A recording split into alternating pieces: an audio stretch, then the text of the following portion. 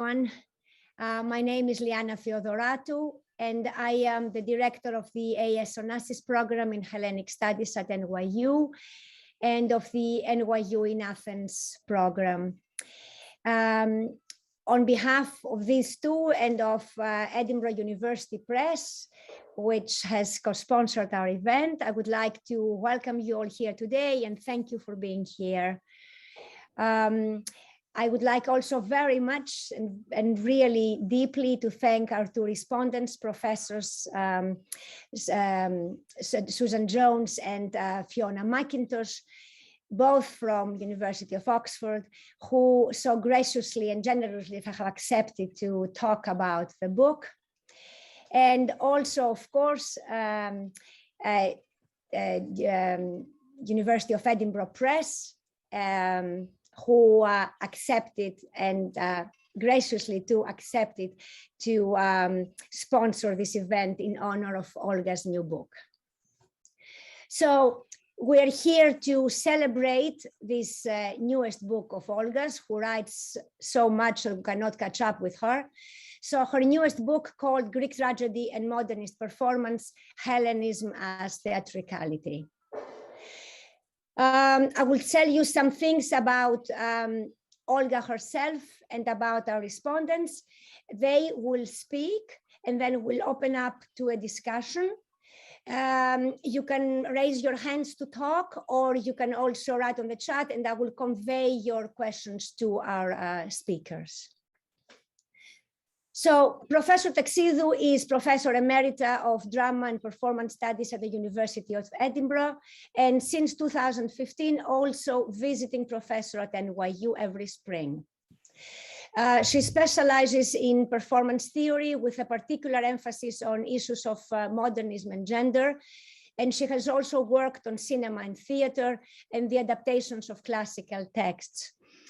She is the author of several books, including Tragedy, Modernity and Mourning, and Modernism and Performance, Jarry to Brecht.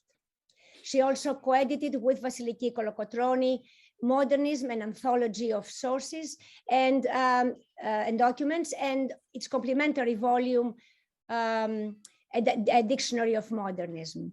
She has also co-edited with John Orr, Post-War Cinema and Modernity, a film reader.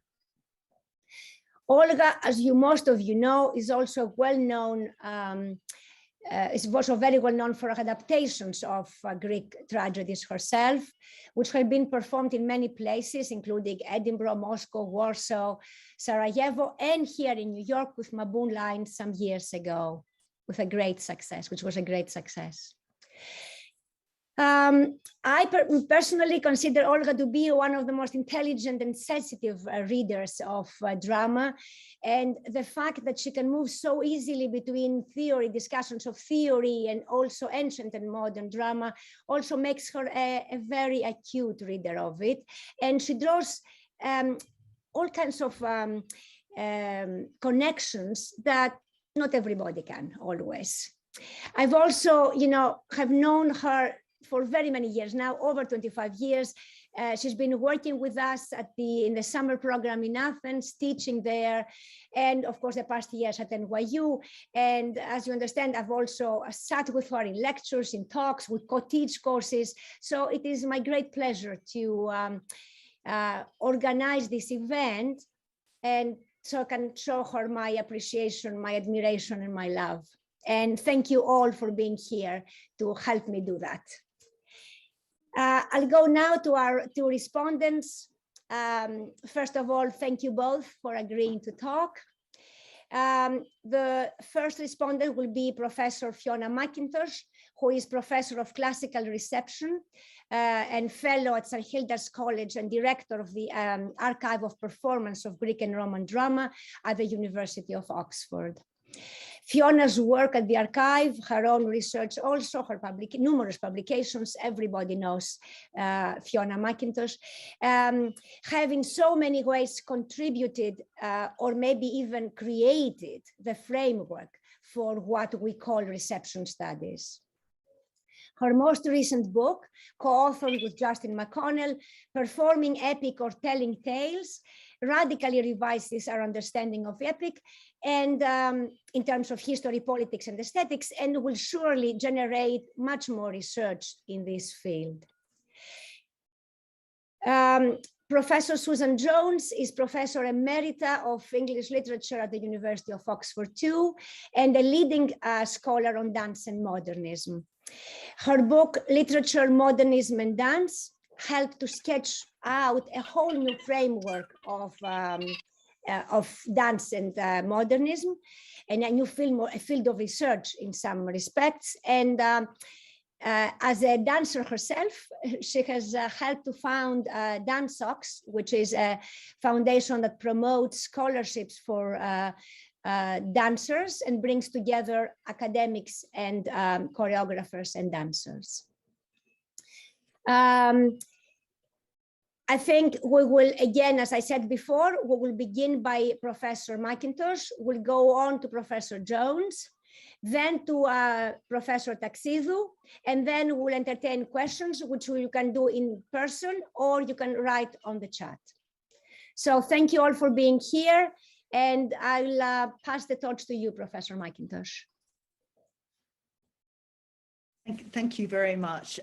It's a real honor and a great privilege to be invited to respond to this extraordinary book. And I think many of us have been waiting for this for a long time. And as with all great books, the fact that we've waited a little while is all to the benefit of the book. And on every page, I admire the depth of scholarship. As Olga well knows, she spoke to my students, my graduate students, my postdocs, and my undergraduates this term, all on one kind of Zoom call, and enthralled them absolutely. So it's not just people of my vintage who are going to take things away, but generations out there hungry for this book. So one of the reasons why I'm so impressed by it is that I know many people have tried to write a book on classics and modernism. They've been given, British Academy, this, that, and the other, but honestly, most have abandoned the recording in progress. They've abandoned it for, in a way, most of the obvious reasons.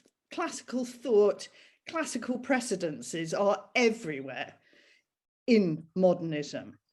And just one kind of example that came to mind, Gilbert Norwood, writing in his book on Euripides and Shaw, 1911, says, as an Edwardian gentleman, he says, we can understand Pericles better than we understand Palmerston. The Greeks at this time are being invoked as guides, even as kin, weirdly, but all the time with every new intellectual endeavor.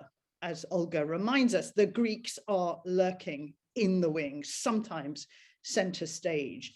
They're behind, let's think about it, those new academic disciplines. They're behind archaeology, which is now becoming an official academic discipline. They're behind comparative anthropology, that other new discipline. They're also, very importantly, and obviously much better known perhaps, behind emergent psychoanalytical theory and practice.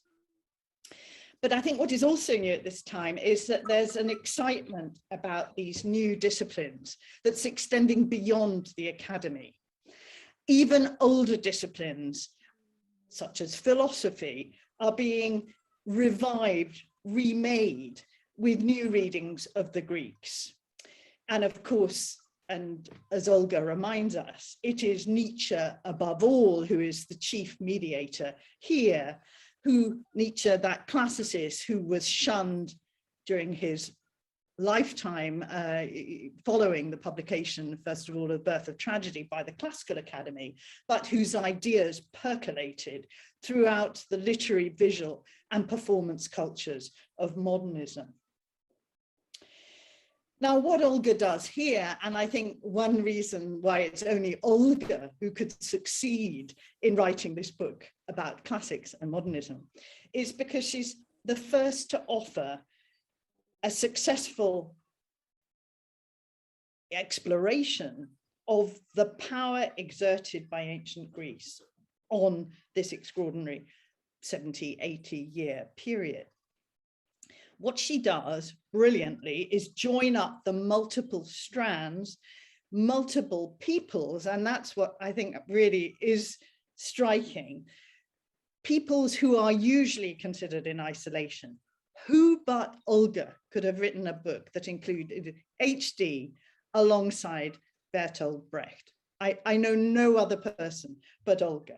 So she joins up the multiple strands within the multiple peoples within the series of networks that constitute cultural modernism. And unlike many people who tend to work either in the Anglosphere or even, perhaps in German studies alone, what Olga does, and again, because Olga can do it, she ranges across, tracing those networks across time and place with such enormous skill, and thereby affords really interesting new insights.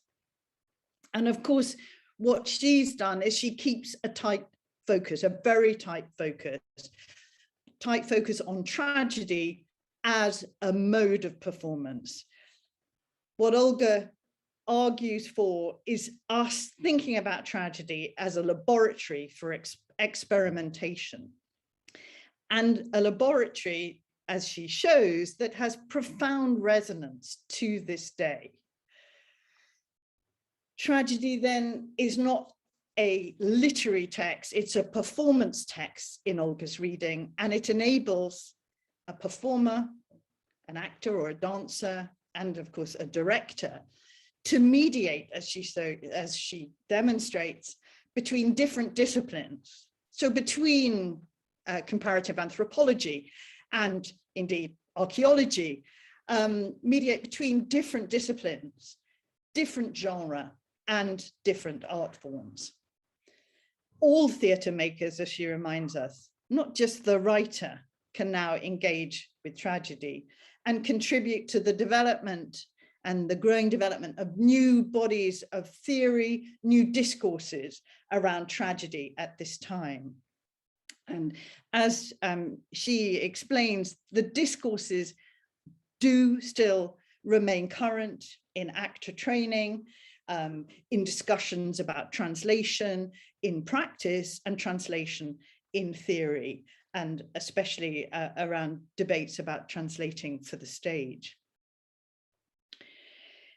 So Greek tragedy and modernist performance, as she says, is not offering performance histories, the kind of thing that the APGRD did and continued to do. No, really interestingly, is despite the fact that all of her subjects in this book, think Duncan, Craig, Eliot, Yeats, H.D., Artaud, Brecht, all of them in some ways rewrite, maybe with the body, maybe with a pen in hand. They translate, they stage Greek tragedies. But that's not Olga's interest. What she's interested in is looking at the process. It's not the product that is important here. And that seems to me to be absolutely key. Many of these productions, if we only think of the end result, are well-known failures, especially, and some of them, of course, never actually saw a professional production. Failures they may be, as Olga reminds us, but they are hugely creative and constructive ones. So it's the process in the modernist experiment that matters. And it's the process that Olga traces hugely informatively for us.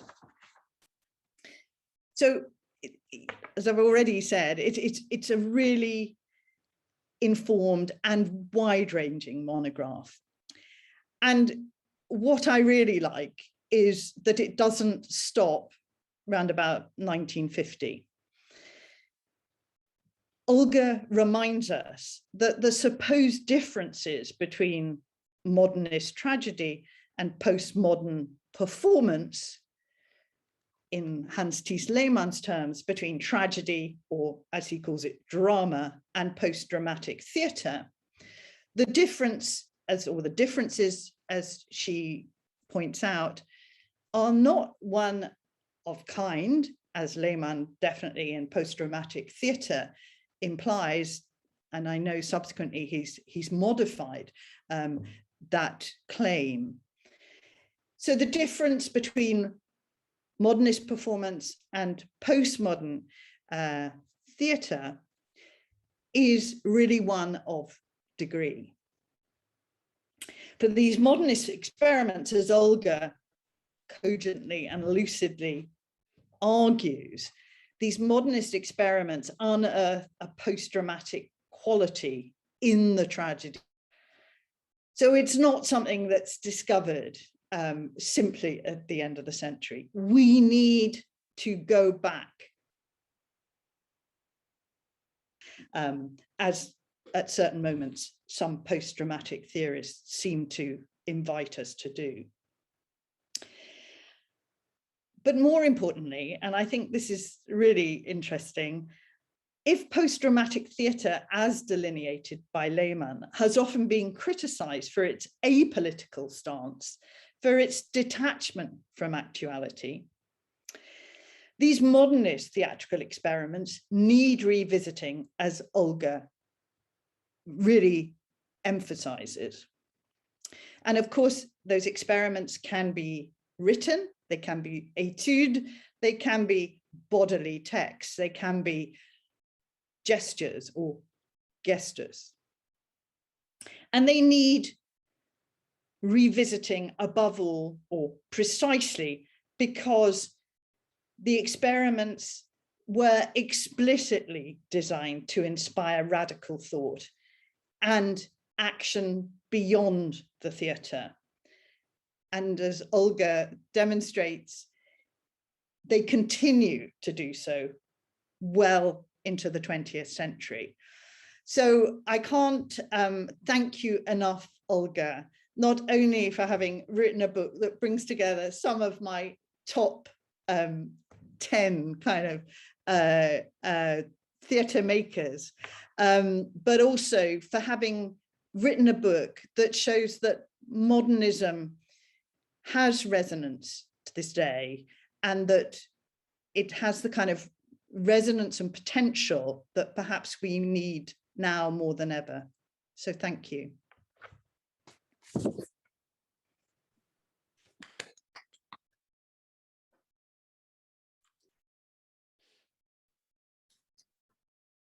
Professor Jones, thank you very much, Professor McIntosh. Professor Jones, is your turn now. Thank you.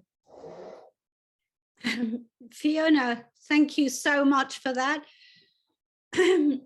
Olga, thank you so much for asking me to respond to your book. And I'm absolutely indebted to you, Olga, for illuminating for us your complex, sophisticated theory of modernist performance. Olga explores Hellenism as a way of doing things. I think I'm going to be reiterating a few of the things that Fiona said, but I'm going to go off at a tangent in a minute. She explores a theatre of embodiment now as much as a specific reference to a period of drama then. And this resonates with so many modernist preoccupations and productions in different media. Hellenism, in Olga's picture, acts as a license for radical experimentation in ways that I think all modernist students ought to know about.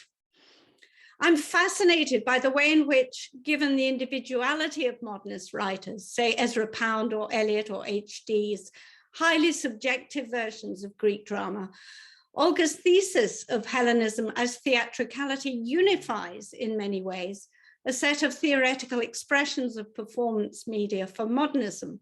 Not only does this book open up the idea of the tragic as poetics, the tragic as performance event, bringing to the table new sets of relations between director and actor and so on, it also encompasses far more than Greek tragedy as a reference point, although, as Fiona says, we go back to it.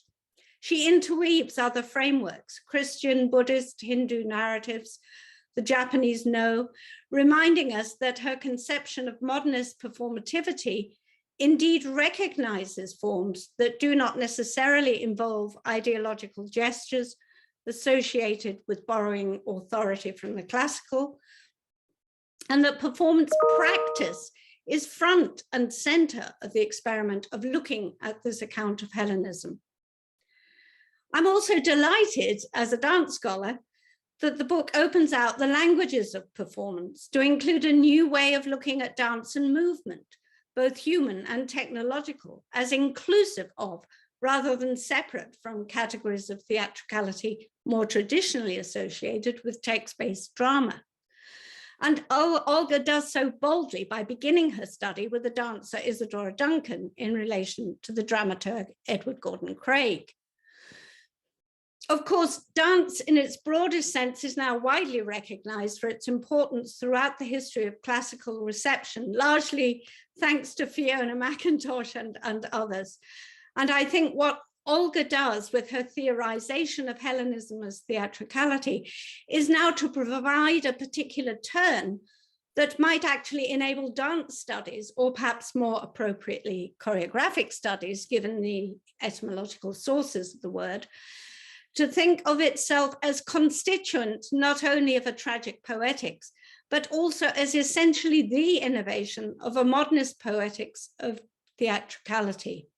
This theory of Hellenism suggests itself to me in many modernist forms that lie beyond the pages of the book, but that remind me that much of modernism is about the materiality of the body and movement in a way that is indeed indebted to ideas generated by Greek drama.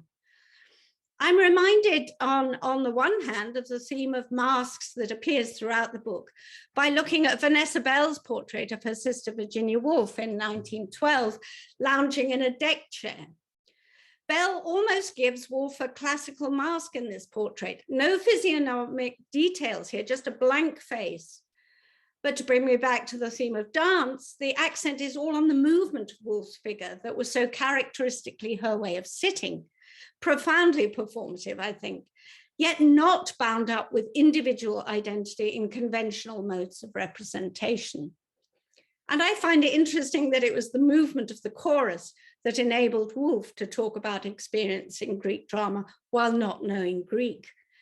And in this painting, Bell shows her distinctive figure somehow expressing her physical movement as that which might identify her. On the other hand, we get more problematic evocations of the chorus and chorality in representations of dance in modernism. And we might discuss about the ways in which these continue to echo the Greek drama. Many appear in D.H. Lawrence's late Mexican fiction, for example, in The Woman Who Rode Away, where the pull of the chorus leads a woman apparently willingly to her death. Remember the Rite of Spring, or in The Plumed Serpent, ensures a new authoritarian political order. But of course, these gestures to the chorus here are gestures to the Maya, Pueblo Indian dance forms. But the inclusivity of Olga's thesis, I think, would recognize this, and we do well to follow this through. And in turn, the dance resonates with Lawrence's earlier influences from his travels in Europe, which is indeed related to his sense of what constitutes the Greek. Although I suspect his late political ideology in The Plumed Serpent comes more from Wolfgang Greis's proto-fascist philosophy than from the idea of Greek dance he observed with Frida at the arts community in Ascona in Switzerland.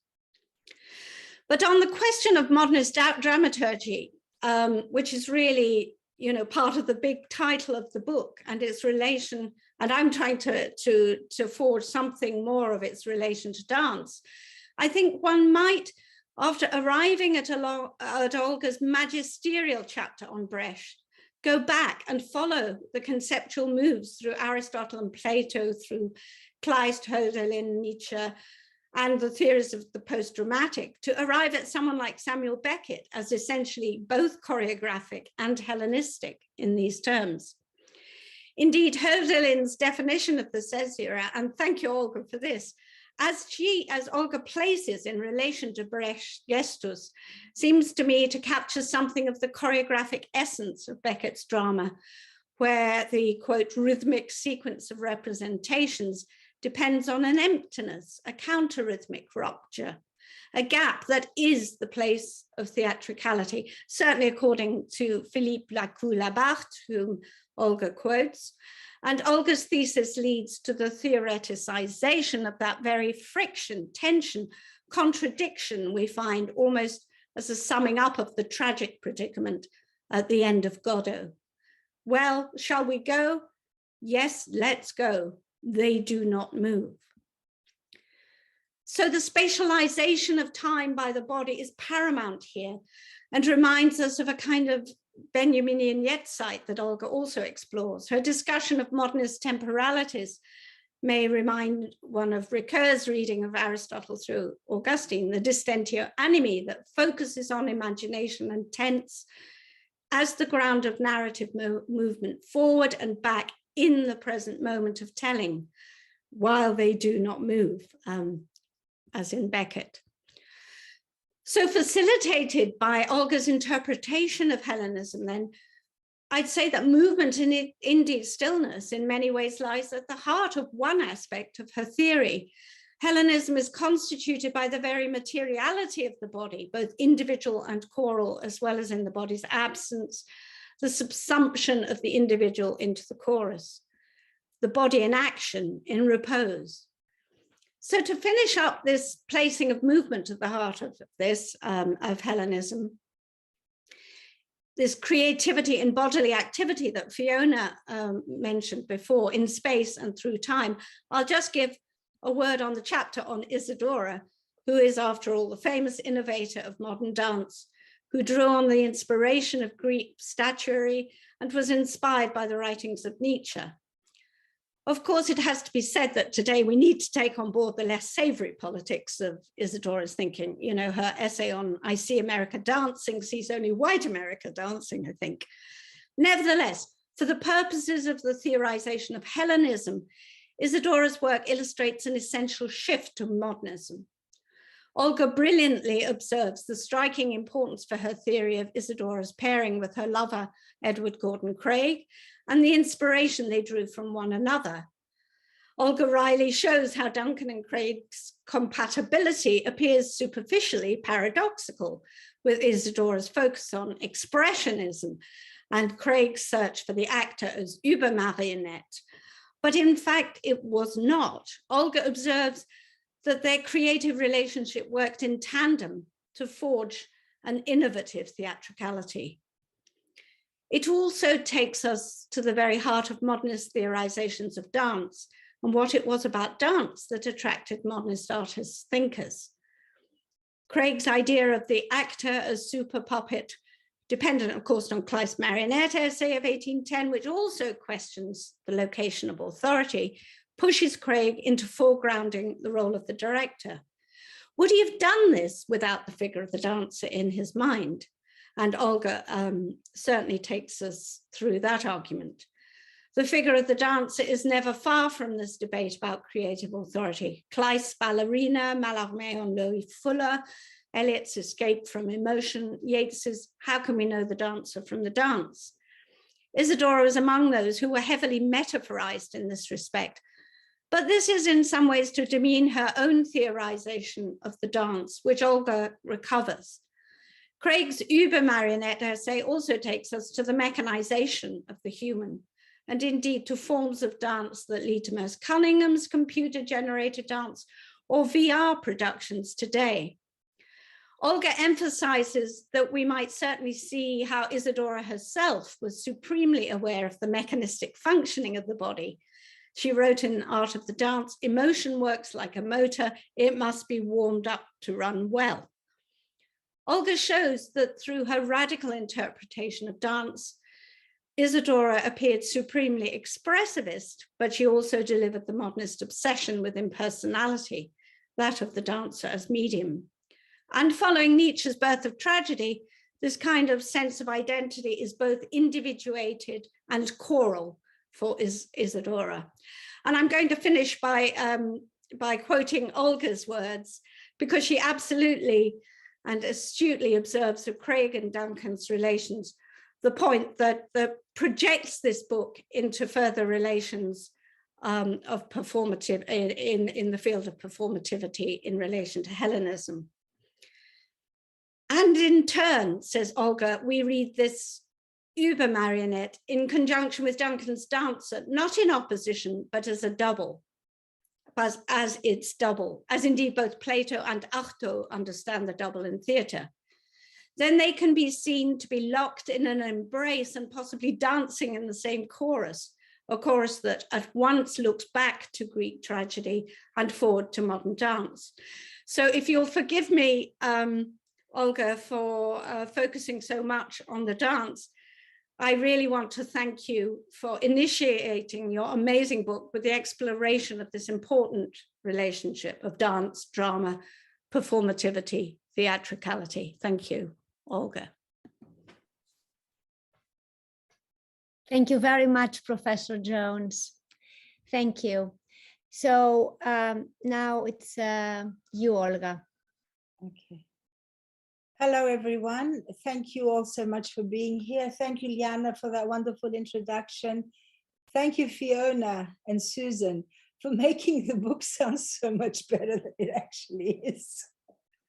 I mean, it's always wonderful to hear such an informed and insightful and generous reading of one's work. I'm grateful to you both, because you both engaged with from different perspectives, from your own disciplines, and opened up pathways that I hadn't considered. So in many ways, that's the best gift another colleague and friend can give to a writer or a scholar, an academic, is in a sense to continue that discussion. And you both did that in very nuanced and in very gracious ways. So I thank you both. What I would like to do briefly, because as I say, Fiona and Susan made the book sound so much better than it is, so this is going to be a letdown. I'm going to tease out a couple of the broader frameworks of the book that could perhaps also continue the discussion and open up the discussion. Thank you, everyone who's there at home as well, and all of you in some way have contributed to this book. And I need to say, as it was my last book, as you know, in post in Edinburgh, it kind of carries for me a particular resonance. So thank you all for being here. So what I wanted to do with this book is in many ways continue my work on modernism and performance, where every time I came across some kind of experimental mode in modernist performance, and of course, part of my work as a modernist is to also underline the centrality of performance for our broader understanding of modernism and modernity. And within that, most of the projects I encountered had this very strong and sometimes ambivalent attachment to some concept of Greek theatre. Most of these concepts were creative misreadings, however, that in some ways created, I think, legacies in performance studies and in the reception of Greek tragedy that in many ways we continue and occupy today. So both in its bid for the autonomy of performance, as it were, and its attempt to create a kind of genealogy with a kind of cultural capital, a genealogy for its own practice. So most of the projects in modernist performance that I delineate in this book, but it's not comprehensive, there are many, many more, have this strong attachment to the Greek model. And in many ways, in some ways it's seen as the epitome, of the projects of the Enlightenment, but also of its failures and its economies of representation. So in Brecht and Artaud, even though they define their projects against the Greek sense of theatre, it still shows a strong attachment. And that binary opposition in the manifesto and aphoristic style of both writers has been questioned recently by myself, by Martin Beverman, in the work of many scholars. So I'm continuing a reading there of the relationship between Brecht, Artaud, and Greek tragedy. In other cases, though, what I encountered was that this engagement with the Greeks, and they usually are called the Greeks, is not primarily textual based on the plays of the tragedians, although there is also a very strong movement in modernist translation, which I try to engage with as well. But even when the projects are about translation, the emphasis is on performance. So as both readers of the book have mentioned, what I wanted to explore is the ways that Greek tragedy becomes this open field and the kinds of licenses it gives that inform all the other experiments. I also want, because these are the Greeks read through modernist anthropology and Nietzsche, of course, and I also wanted to underline the contribution of the Cambridge ritualists. In a sense, despite or because of the impact they've had on classical studies, I'm not so much concerned whether the ritualist school is right or wrong, in a sense, in a classical philological tradition. I'm more concerned in the ways the encounters with the Cambridge ritualists, Jane Harrison, Gilbert Murray, Cornford, through James Fraser, of course, the kinds of languages of performance that they helped to articulate and the kinds of interactions they allowed with the Greeks. At the same time, these interactions through modernist anthropology and this very charismatic group of scholars, even though Gilbert Murray, we know, was at Glasgow, that's for the Glasgow colleagues and not at Cambridge, has kind of been underestimated because of the ways that their work has been corrected within classical studies. But I do think in terms of performance, they were very, very significant. As significant as Nietzsche, I would say. And they're part of the same trajectory. What Nietzsche does to the philosophies of German idealism and romanticism, in many ways, the Cambridge ritualists allow these theatre makers to create a kind of aesthetic that is much closer to that Nietzschean. It's the aesthetic equivalent of Nietzsche's philosophical stance. And then I wanted to explore this idea of theatricality as a way of engaging with the Greeks that is a bit more speculative and a bit more open-ended, that isn't necessarily textually based, that might be an influence from a vase, or might be something that has to do with modernist archaeology, that isn't necessarily either very systematic. But it becomes a kind of pose towards the ancients. And many people in the audience as well have written about this. But the notion that theatricality might open up a way of engaging with Hellenism that is a little bit more modernist and a little bit more to do with the performing arts. And indeed, it might itself offer a performative way of perhaps engaging with Greek tragedy. I also wanted to put theatricality on the kind of critical agenda of modernist studies a little bit more generally, and almost on a par with how the Russian formalists understand literariness. So it can become part of our critical vocabulary, so that, modernist drama a little bit more generally, modernist performance and dance studies could be included in the canon, as it were, of modernist studies. And I was particularly heartened by the way that Susan read the idea of theatricality and the way you went up to Beckett, because I've been thinking of ways of linking Beckett because it seems so obvious. And then you've given me a language for doing that through dance, which is very, very helpful and insightful. Thank you. Thank you. Another big discussion, perhaps, that the idea of the autonomy of performance, it leads to the debates about autonomy and commitment that lead up to the Frankfurt School. And I wanted to also underline the position of tragedy within those debates, right? And the way the ancient quarrel, as it were, between tragedy and epic, or tragedy and philosophy, gets reworked in these debates about autonomy and commitment between Brecht, Benjamin, Adorno, and Lukács, and these continue to this day. And again, I was heartened by Fiona's response to the way that the political aspect of this analysis might be resonant today as well. And if we get by the debates, past the debates of the dramatic and the post-dramatic, or even the modernist and the postmodernism, and we're still inhabiting the unfinished project of modernity, as it were. So these debates are, I think, pertinent to this day. And the other thing I wanted to stress is, in this genealogy of performance, on the one hand, modernist theatre makers are looking for a sense of totality, what we would understand as total theatre in a way. And the way that tragedy features within that, I would say, is maybe what we understand today as world theatre, right? So, for example, when Pound engages with tragedy, and he writes his very interesting translations that I try to write about as well, and several people have written about. He's also engaging with No and Kabuki. And that interface between Hellenism and what we might call modernist primitivism is interesting, because it kind of relocates Greek tragedy from, and actually Justin McConnell said this in a review, a very generous review. She says maybe it makes tragedy a little bit less Eurocentric.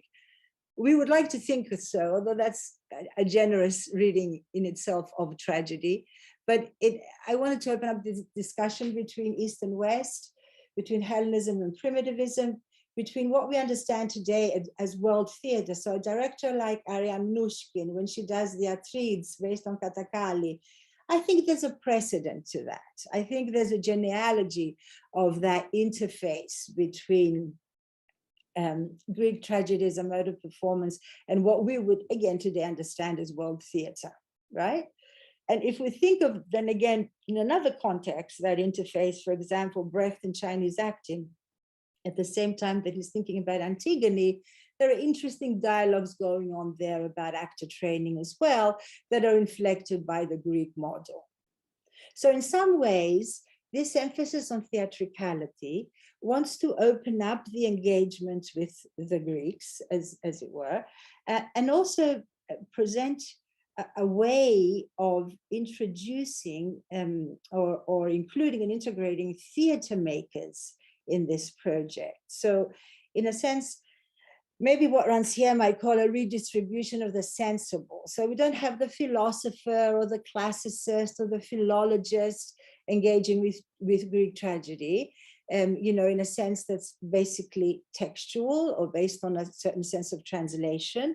We have poets, we have radical modernist poets like H.D., like Pound, like Eliot engaging with Greek tragedy, bringing to it their own sensibility and aesthetics.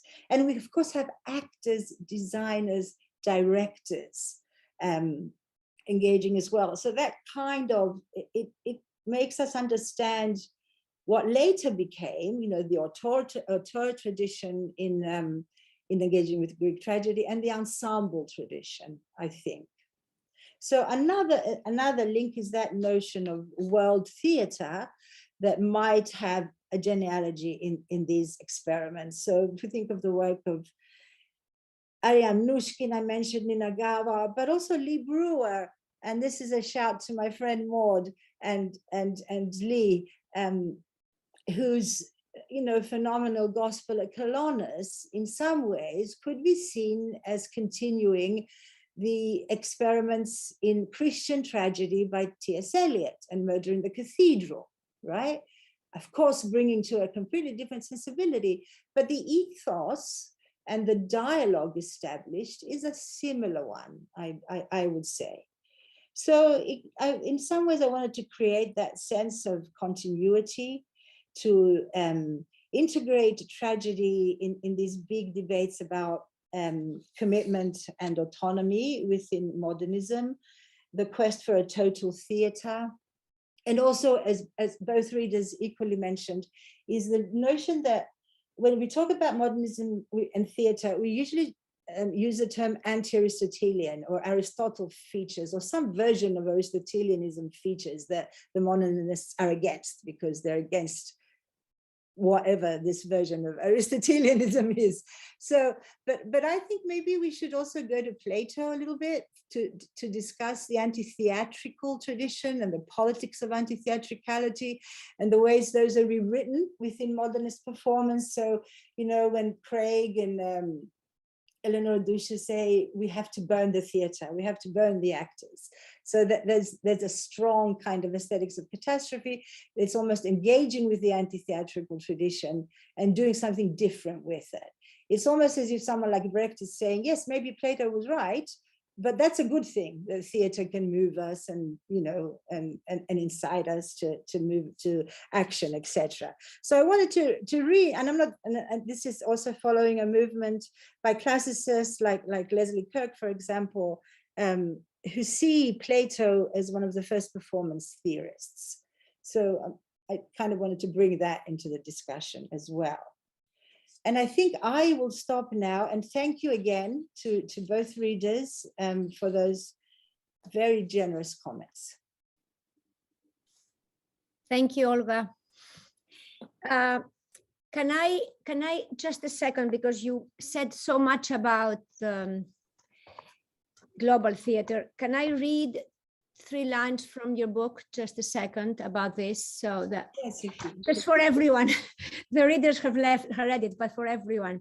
So you say Hellenism in this context is used as an umbrella term rather than classicism, which addresses mainly textual works and has traditionally had a primarily philological perspective. It connotes both the attempt to copy, imitate, pay homage to classical Greek aesthetic models and ideals, formally and thematically, and the attempt to inflect these and inject them with local and contemporary elements. This is classical Greek culture, Hellas, stretching across the southern and eastern Mediterranean and through the conquest of Alexander the Great, to West and Central Asia and parts of the Indian subcontinent. A crucial characteristic of Hellenism, one that also informed this analysis, is hybridity. Hellenism is a kind of classicism that is always informed and inflected by other cultural modes and traditions. It is an aspect that this book explores in its theatrical manifestations, as most of these modernist experiments approach the Greek model of theater in conjunctions with other performance traditions, sometimes non-European, sometimes deriving from local and popular traditions, or even Christianity that you just mentioned. So an agon of sorts is staged between the Greek traditions of performance and traditions which are considered to derive from popular oral legacies or non-European. We could claim that this agon might be constitutive of Hellenism itself. It is certainly one that informs modernist theatricality. Just so to go back to what you were saying about the global theater. So the floor is open for questions. You can raise your hands, you can shout out, or you can write in the chat if you want, and I will read the questions to the readers and to Olga. And please don't be shy.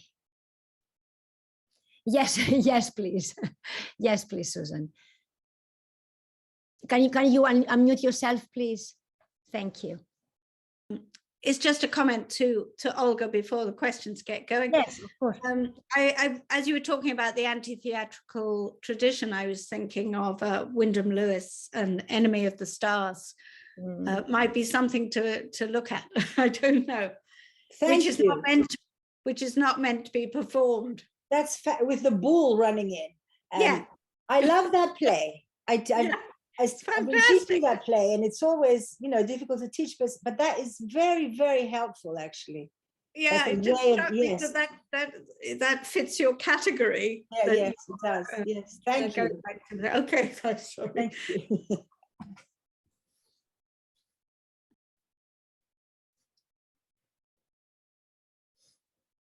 Yes, please.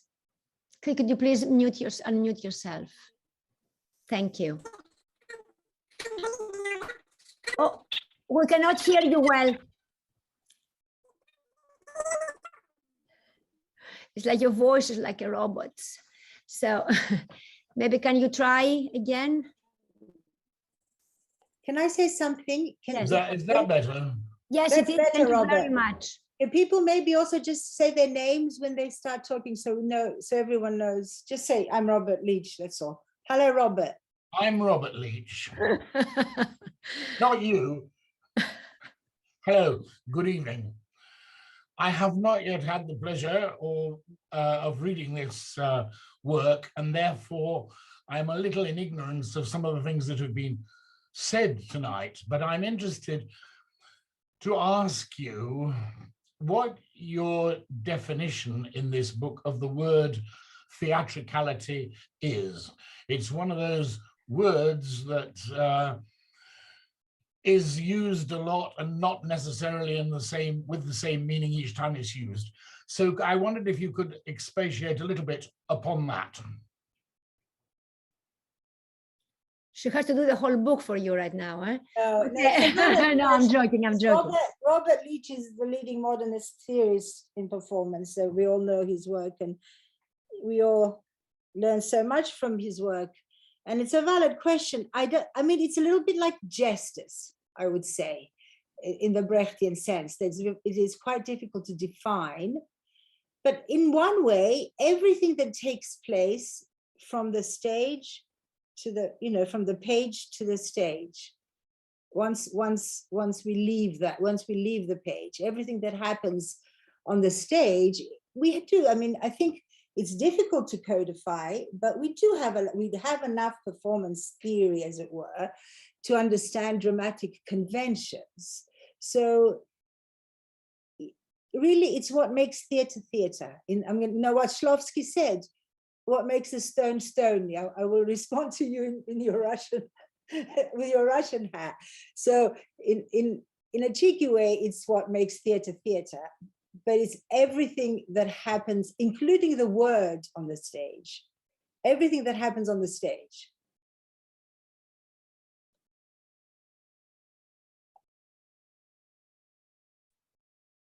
Okay, thank you.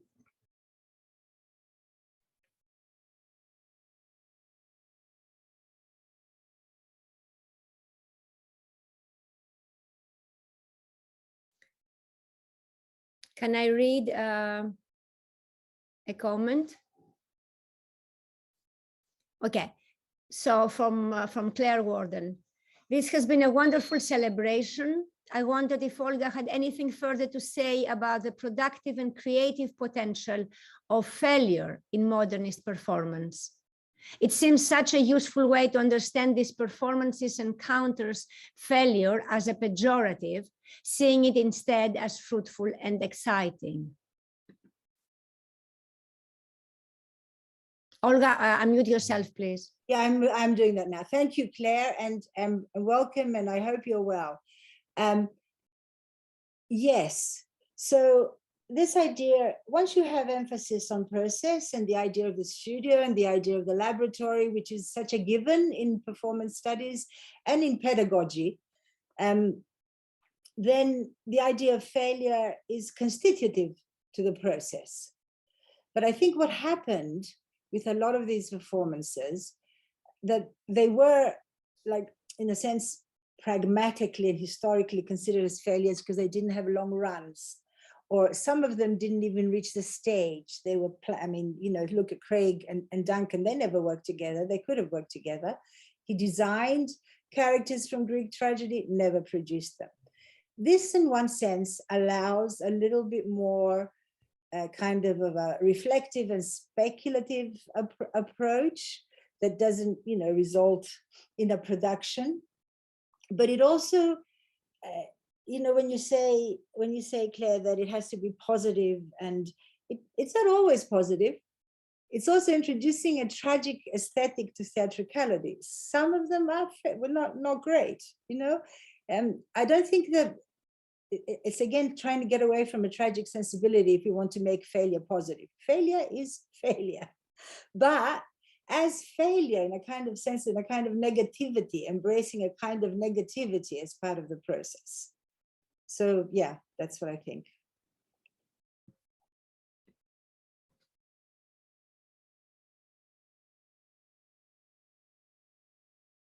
Vasiliki, go ahead.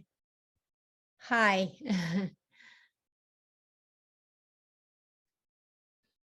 Hello, everyone.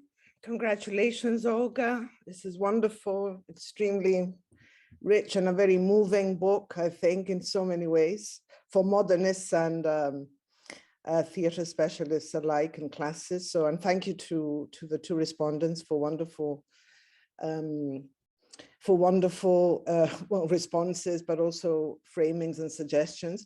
I actually wanted to follow up on Claire's question about failure, because this has been sort of buzzing in my head.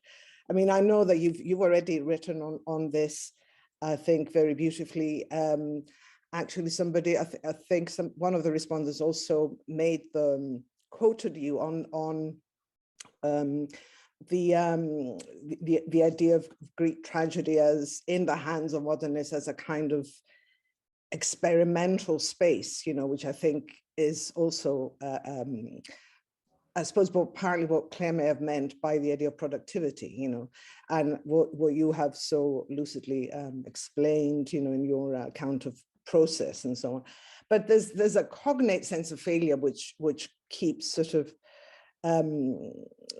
that I keep thinking about, again, in terms of modernism, and it's failure in the sense that, and again, it's not really an exact definition, but I think it's cognate in the way in Woolf's hands, in the essay on not knowing Greek, there's the fundamental sort of conceit, you could say, and the very enabling device of the not knowing, the declaring a kind of fundamental inaccessibility and a radical unintelligibility that then, of course, she twists and turns onto something which becomes the possibility for other types of articulation.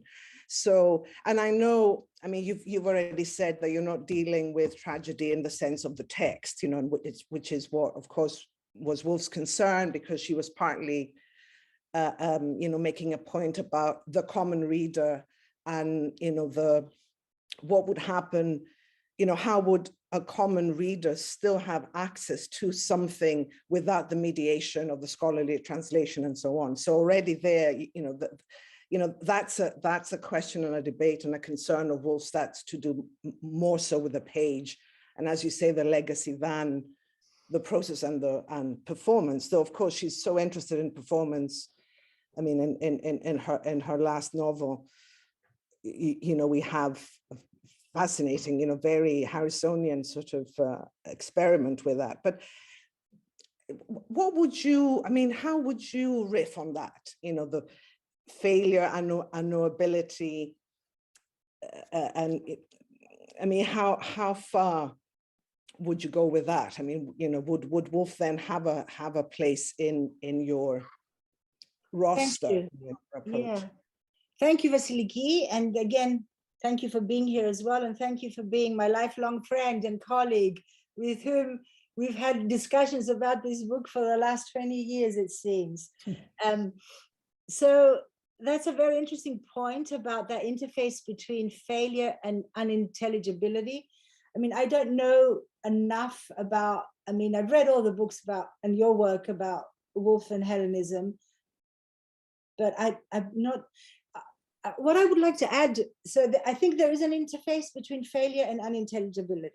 Where we might see it in the modernist performances, I think is a lot, also could be in the translations and in the element of unperformability. So the way that a lot of these translations, the kind of unintelligibility that you're talking about in not knowing Greek, you know, how that negativity works, could also be seen in the way that, think of Pound's translations, for example, or yes, and T.S. Eliot's translations. They don't all lend themselves well for performance, or they challenge what we understand as performance. So together to this, you know, next to this idea of unintelligibility, I would add unperformability. So, and sometimes the way we interpret this, and I've written about this in the book as well, is that, for example, we did, you know, Craig didn't make his Zumba marionette because he lacked the technology. So it's a matter of belatedness and a matter of kind of chronological progression. We can do it now. Or we couldn't stage Pound's works because we didn't engage enough with modernism and dance, for example. So we can do it now. But I think there's an element in this unintelligibility and unperformability that's about futurity, maybe, about a utopian aspect, which opens up the whole category of either cognitive, you know, dissonance or performability, and asks you to engage with that. So I mean, the parallel I can draw with Pound's translations, for example, when we read them, they kind of force us to think about, you think, or Enemy of the Stars, you know, how are we going to do that? How will this happen on the stage? So it asks you visually to, you know, to think about theatricality, in a sense, right? To start thinking about theatricality in a more articulate and conscious way. Yeah. So, yeah, I think the relationship between Hellenism and unintelligibility in Woolf could have a parallel or interface with maybe this concept of unperformability. Yes, I was going. Yes, go ahead, Professor Jones. I was going to read what you wrote on your on the chat, but you are muted. I'm so sorry. On that point about unperformability, Olga, and Woolf's essay as well, I'm wondering if we could think a bit about Beckett's, you know, famous line about fail again, fail better, which of course does have a sort of positivity about it. But I'm wondering if there's also something inside that idea of unperformability, the notion of the rehearsal, the répétition. And well, I mean, for Beckett, of course, it is répétition, so it is very specifically repetition. And I wonder if it's that openness to repeat, but to repeat not exactly in the same way, to find a kind of original or something new. Yes, yes. Can I come in? Yes, yeah, please. Definitely. And it's interesting how you followed it up with the unintelligibility thing. But the idea of the rehearsal, again, the process, and always the same, but always different, is a way of talking about performance. But what also happens within that process, we begin to have a relationship between, because we're talking about textual, it's important. I realized that. Yeah. But we have also a relationship, and I think performability, you know, theatricality, but also adaptation and translation and performance. So what is an adaptation? What is a translation? What is an original work, right? And Beckett, again, you should do the book on Beckett. And there's a colleague here, Vayos Lapis, who also writes on Beckett and tragedy. It's such a fascinating subject, and the idea of repetition, of course. Yeah. Right, which is in dance, which comes from dance as well. Yeah. Oh, okay. Yes. Thank you. Thank you. Yes, Professor McIntosh.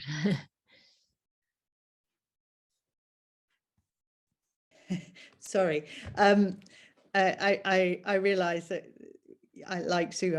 I've had my say to some extent, but one thing I didn't mention, I'd like to hear more from Olga. One thing I found really, really helpful was how you explain your use of Hellenism, and as being taking its cue from the Hellenistic period, from kind of hybridity, and I think you go on to say diasporic, kind of diffuse, in marked contrast, where the center is Alexandria, and in marked contrast to Athens and sort of classicism. And I found that, and obviously in some ways, my question or my inference might be that very much comes and is indeed around your discussion of HD. However, I wondered, I mean, I find it really, really helpful to think about using that term very consciously in relation to the modernist period, in marked contrast to, maybe what some classical reception people will do, being hung up with, classical classicizing and so on. So I don't know whether that was deliberate. And if so, I really think we need to think about rolling this out massively, because it is so helpful. And I think that it's, and the distinction you really importantly make between Romantic Hellenism, obviously, but the way it's being used differently at this point. And I don't know at what point you were, aware of how, or are you aware of how important that is and how you need to educate us all?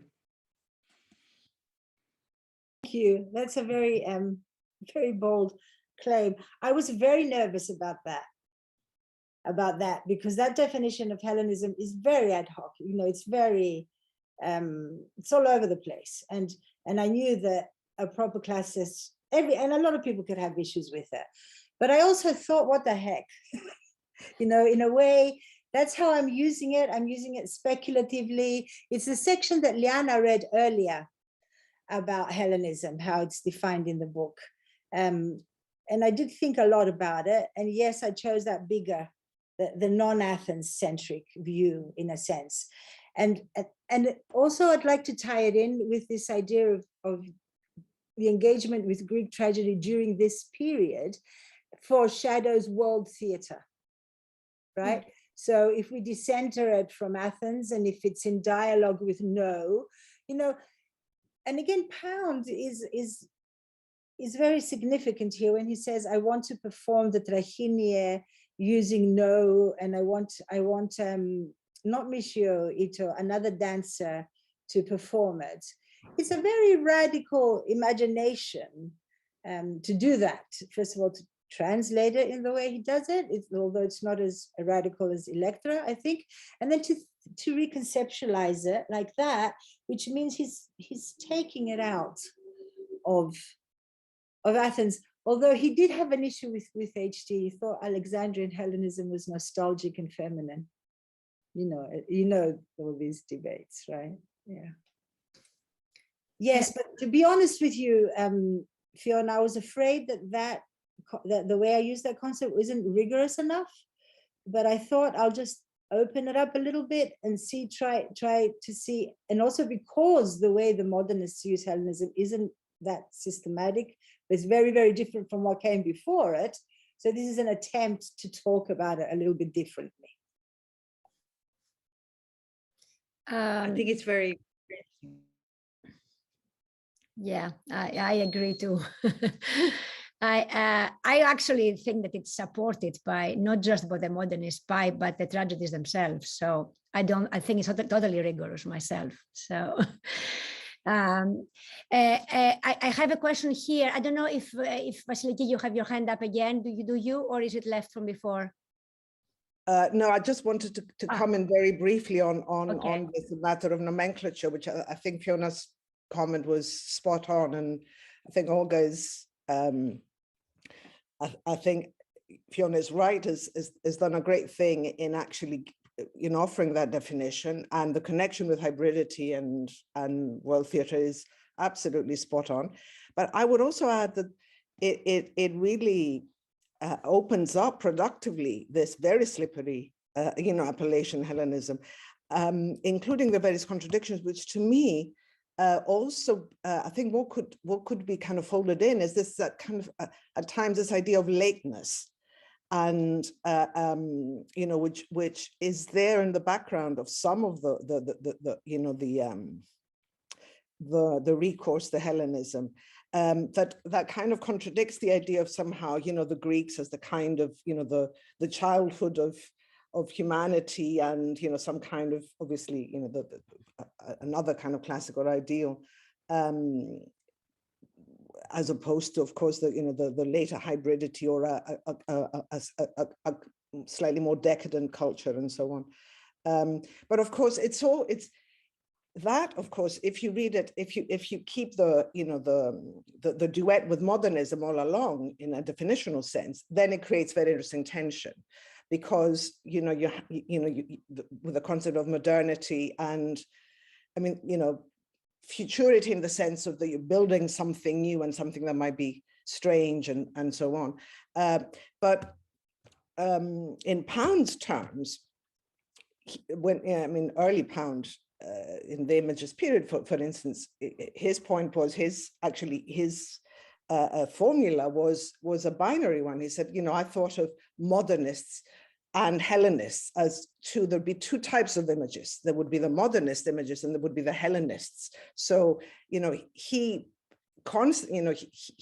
somebody who's grappling with what Hellenism actually means until the end, as you say, you know, the later phase where he, with his translation of the Women of Trachis and so on, I think attempts to actually redefine, yes, redefine the term. So it's, I mean, this was kind of all over the place, but I think it's a very, very interesting, I think it's work that we still need to do to, you know, really finesse, you know, that actually very, you know, fluid term.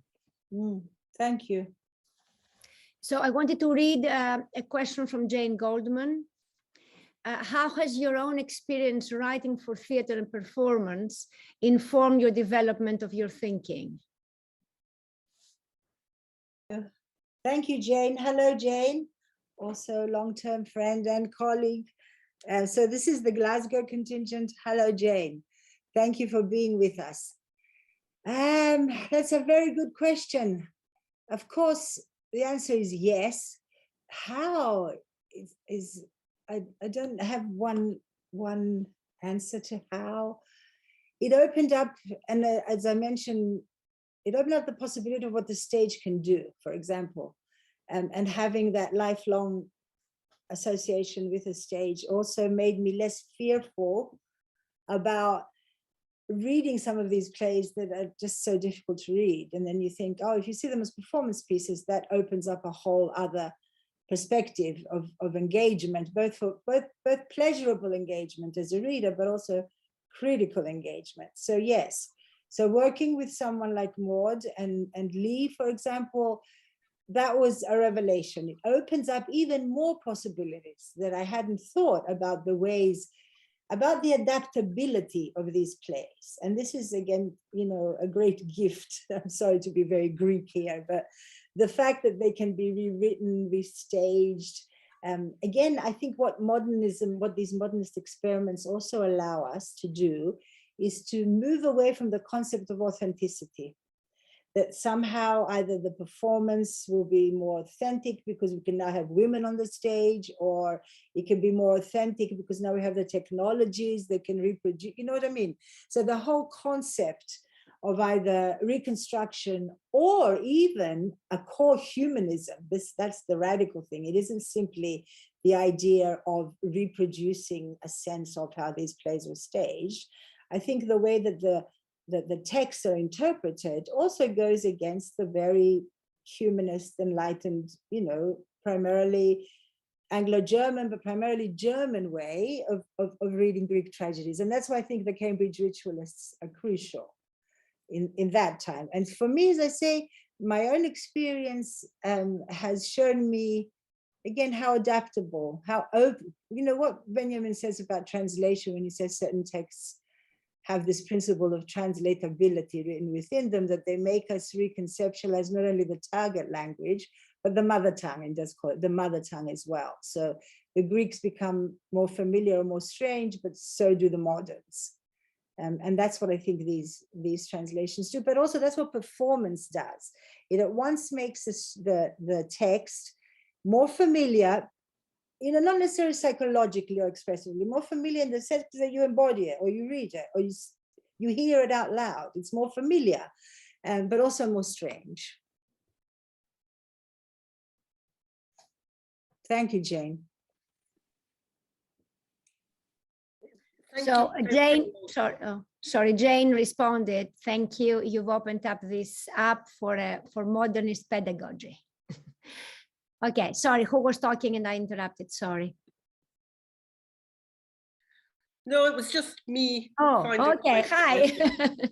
Hi. Thank you, Olga.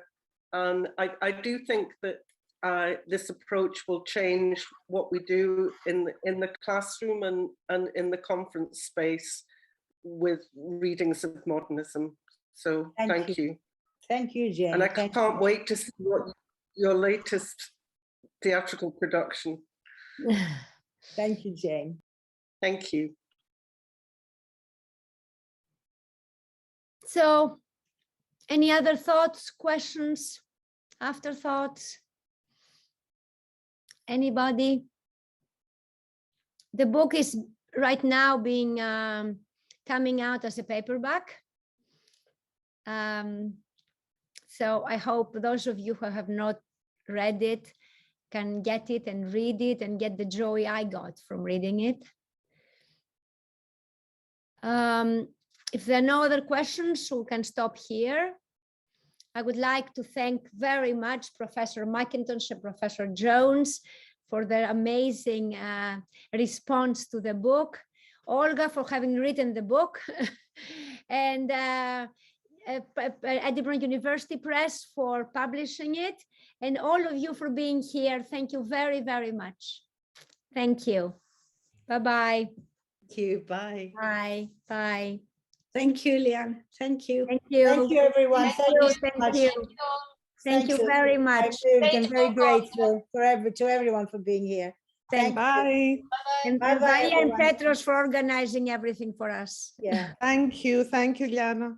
Thank you. Bye. Thank you, Susan. Sorry,